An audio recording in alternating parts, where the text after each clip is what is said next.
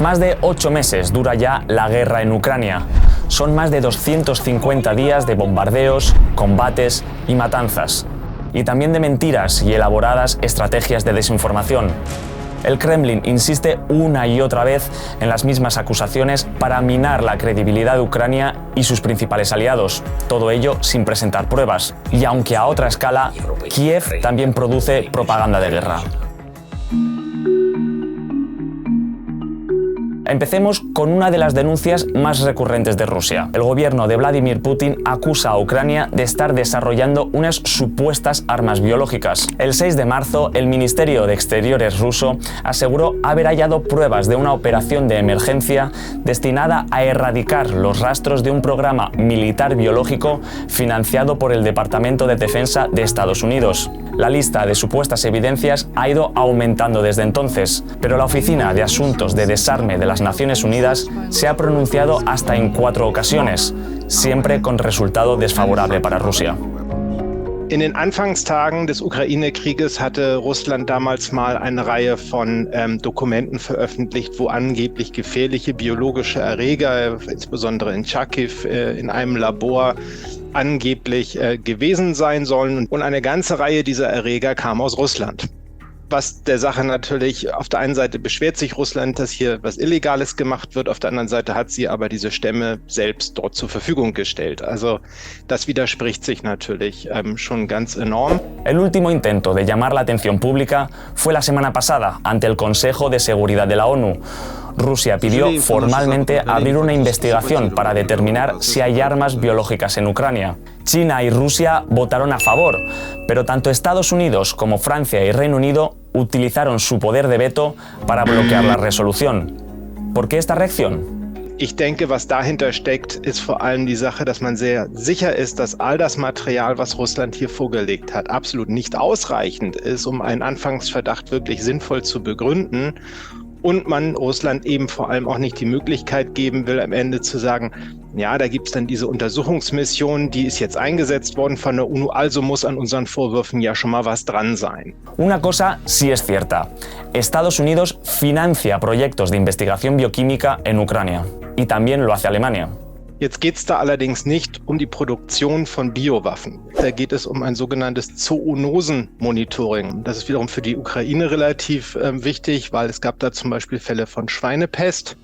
Das hat, wenn sie natürlich zigtausende Schweine töten müssen, ist das für die Ukraine ein ökonomisches Desaster. Aber natürlich auch für uns in Europa eine Bedrohung. Was auch beispielsweise gemacht wird, ist, man macht ein Monitoring bezüglich Milzbrand, also Anthrax. Jetzt gibt es Milzbrand schon ewig in der Ukraine. Das allerdings versteht Russland mit dem, wie es das der Öffentlichkeit vorstellt, als Vorbereitung für einen biologischen Krieg. Ich halte das für abwegig. Pero un detalle sigue resultando extraño. ¿Por qué está el ejército estadounidense involucrado en algunos de estos proyectos? Das Ganze läuft vor allem von amerikanischer Seite unter einem Programm, das heißt Cooperative Threat Reduction, CTR.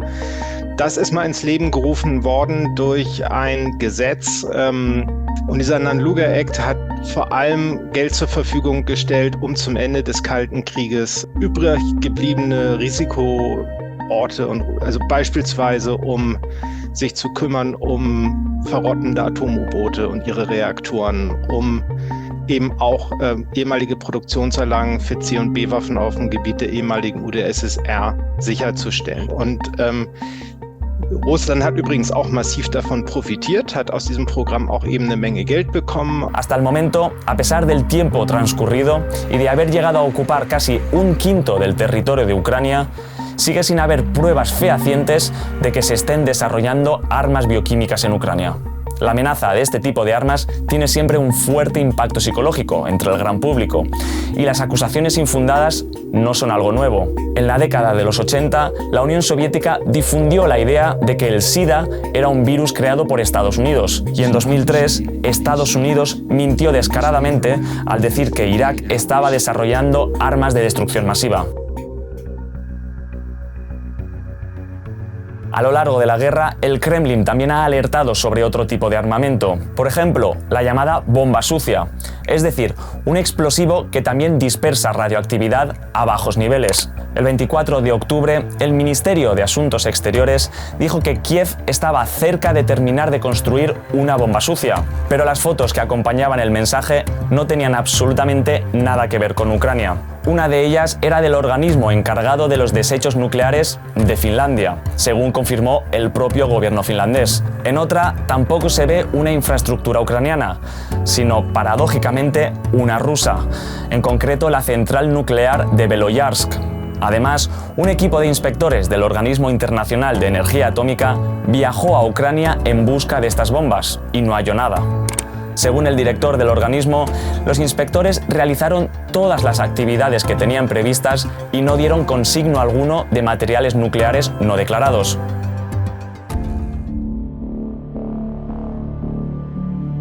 Otra mentira recurrente de Rusia es sugerir, insinuar o a veces incluso afirmar directamente que los civiles muertos o heridos en Ucrania no son más que actores. Sobre las matanzas de Bucha, donde aparecieron decenas de cadáveres tirados en las calles, el Kremlin dijo que se trataba de una falsificación monstruosa. Y tras la serie de ataques sobre Kiev del pasado mes de octubre, se lanzaron acusaciones similares en las redes sociales, tanto en inglés como en español.